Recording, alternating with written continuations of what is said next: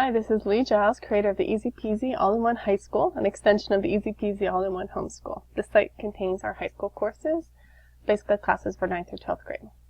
So you're on the home page. If you click on home, you'll end up here. It's set up like a blog, so you can subscribe to it and get messages from me.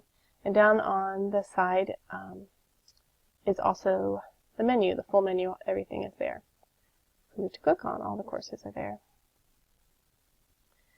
Let's go up to the top and use this menu for the moment.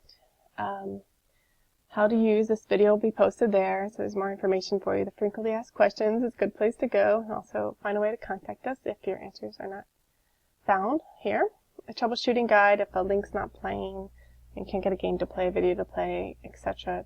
Check out the troubleshooting guide, see if you can get it figured out before you contact us.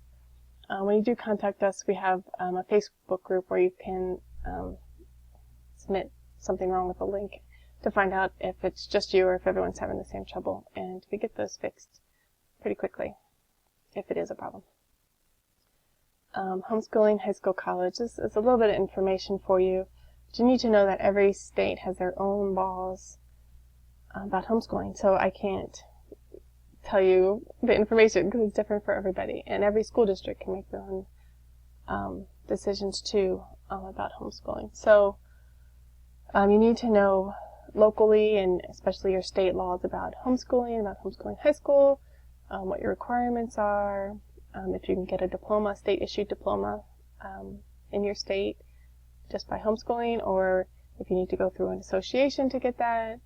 You just need to find out how it works where you are. That said, two things about that. Colleges, for the most part, they're not like asking you to mail in a diploma. They don't want your special piece of paper. But you send them the transcript, and you're going to create the transcript. We're not a school. We don't provide transcripts, or we don't issue diplomas. We don't keep any records on your child. You are the school administrator. You'll be keeping your child's transcript. You need to know what courses they're taking, what year they're taking, what their grade is in that course, and you need to keep that all on a transcript. And you should also have records, some examples of work from every course your child took as like a little proof of what they've done. And just as homeschoolers, it's a good idea to always keep some papers. In high school, keep their big papers that they've written, keep their tests from math and science, and keep a report they did for history, and keep if not all their work, keep their major work, or go ahead and keep their notebooks or their binders for each course while they're in high school, in case you need a record. In high school, it's not a bad idea to hold on to a little bit more than less. Usually I'm all for keeping it as little as possible. But until you know what your child's college wants to see, it's good to hold on to some things.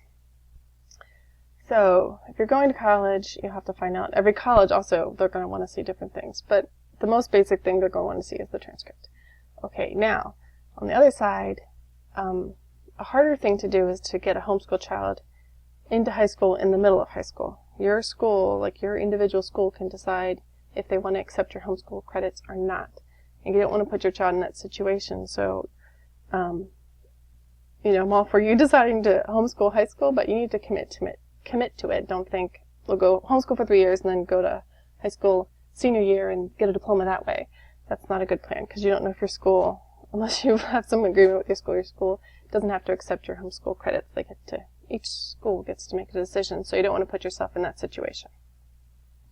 On the printables page, I have blank transcripts that I've made up that you can fill in. I have one like on Word, you can type on it, and PDF, or different versions of it that you can use, or just as an example to help you create one. Okay. Now for courses, you can get to any of your courses from here. But I'm going to scroll down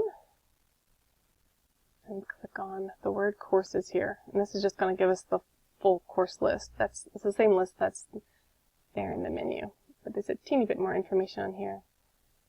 So the Bible, that's just reading through the Bible. I don't put this on my daughter's transcript because she has enough credits anyway. But just reading through the whole Bible, and in 4 years, and they will just instruct them in journaling.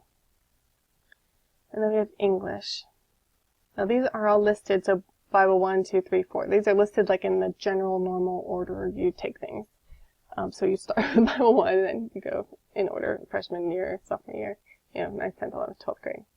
For English, again, they're listed in like the order that they would normally be taken. If you want to change around and do American literature first before British literature, like if your child doesn't get the old English so easily, American literature might be easier for them, even though it's listed as a later course. Anyway, you're homeschoolers, you can decide what's best for your child.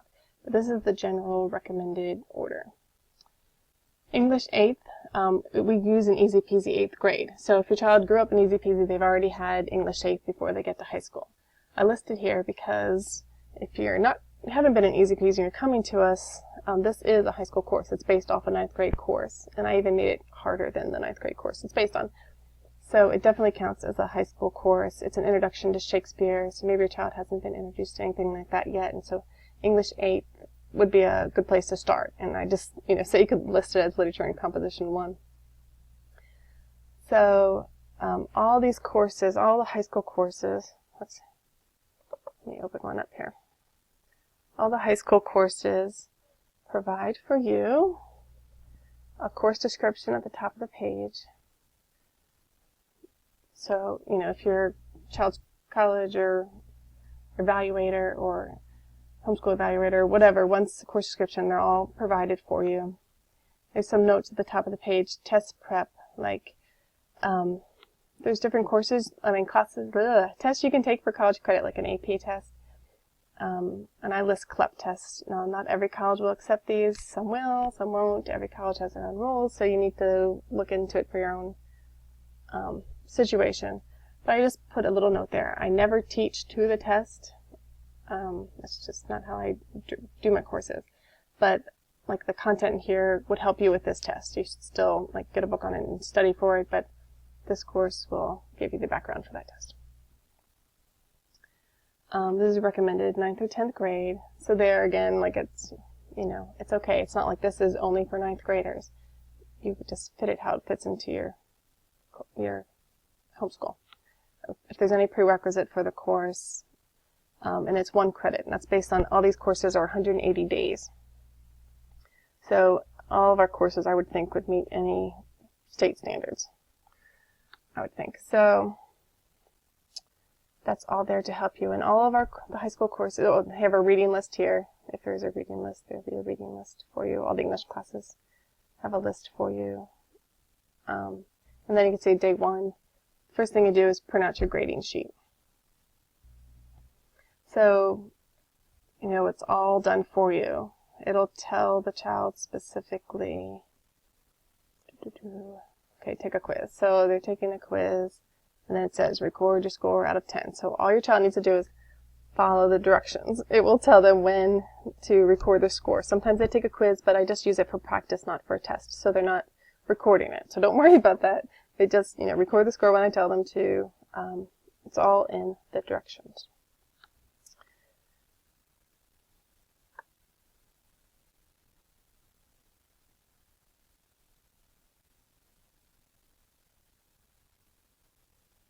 So all of our high school courses have that for you. Go back to our course list here. The only course that's a little different here is Advanced Literature and Composition for seniors, if they get that far.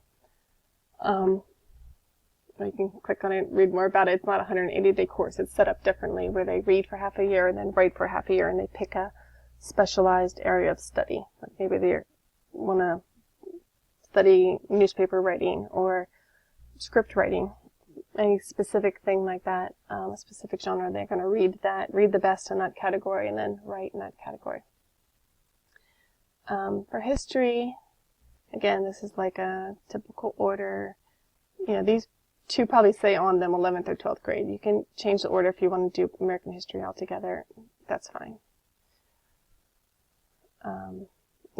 Some of these are based on AP courses. They're, top courses. I can't call them AP courses because you have to get approved, and I haven't, we can't go through that process. There has to be discussion in the class, and we're not ready to set up anything like that. But I definitely think if a course says it's based on an AP course, I definitely think you could list it as an honors course on your transcript. I think we have some good courses. Now, a lot of these courses have finals and midterms and things like that, but not all of them. So where you see parents submitted here, now these are courses that I did not write. I did not check the content of them. Like in those English classes, like I said, it's based on a 9th grade course. Well, I took a 9th grade course and I edited it for content. I took out readings, I added in readings. Those have all been checked for content. So parents submitted courses, I don't vouch for their content, and I don't update the links in those courses. I don't know them well. So some of the parents keep up the courses and some don't. So I just don't vouch for them. They're just something available to you. So this one has a note. It's Old World Viewpoint. All of my courses are from a young Earth perspective.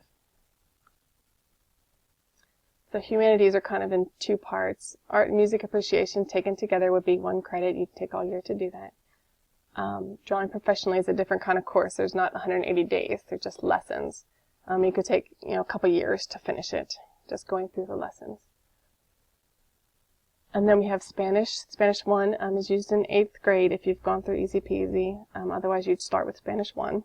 And it's still a high school course, even though we used it in 8th grade. And then so far we have Spanish 1, 2, and 3. Spanish 4 is being worked on by a friend of mine who is a Spanish teacher. And she's actually a native speaker of Spanish, but she's not finished with it yet. But I'm hopeful that's still coming. French 1, we have French 1 submitted by a parent, but she hasn't done any more, so I don't think more are coming. Again, math, it's listed in like the order that you would typically take them, and again, there's grading all, within the course. Most of the grading, you check your answers and then if they're right or wrong. English is a little bit different. I'll scroll up here. English is a little bit different because there's writing. You have to judge the writing. So I provide rubrics, say give 5 points if the, main idea is stated clearly. Give 4 points if, things like that. It'll try and help guide you through the grading. And we also have peer editing. Sometimes, not everything they write ever. Please don't send everything your child ever writes, but the course will say, follow these directions, and they submit their work for peer editing. And then they will give a score using the rubric to another student's work, and then someone else will do that for them, and that way you can get some feedback. And so that all happens on our site. We try and keep the children's names off the peer editing. They're supposed to give an email address to get their feedback sent to them. And we try and watch over the content of those as well as best we can. And then science, same thing. This is like a general order of things, except for oceanography. I put a little note here. This is the easiest science. So maybe you want to start with oceanography in 9th grade if you're not trying to get through like the typical full science schedule. You could do oceanography and biology and earth science. Now my daughter, who's not interested in science, she did oceanography, and then she just did different kinds of science just based on her interest in art. Like she did anatomy, not using this course here, but just studying anatomy. She drew pictures of bones and labeled them and learned names of bones and muscles and drew the muscles. And 1 year she studied light as a science topic, and she learned about light because that's important to art too, so she had more of an interest in it. So this is a high school. You can, I think it's great to adapt it to your child's direction if they know where they're going. Otherwise, you just want to give them the best foundation you can. So we provide a full schedule of courses for them to do that. And then PE Health, we have that for all 4 years. Some have more than others. Some are just read a health article and do exercise. Some have more than others. So, and Health 4 has some special stuff in it geared to kids who are preparing to leave home for the first time. To think about things. Okay, so I hope that helps you understand how it works. We have a Facebook group just for those using Easy Peasy High School. So I would encourage you to join that group. You can find it through our main group. And, ask for help with a specific assignment. Someone else has just done it and maybe can help you, or just give you encouragement. And we have state groups, so you can learn more about your state laws and how diplomas work in your state and things like that. So, I encourage you to homeschool high school. I think it's a great idea, and it's great for your child, and I hope you have a great year and that we can make it a little easier, peasier for you. God bless.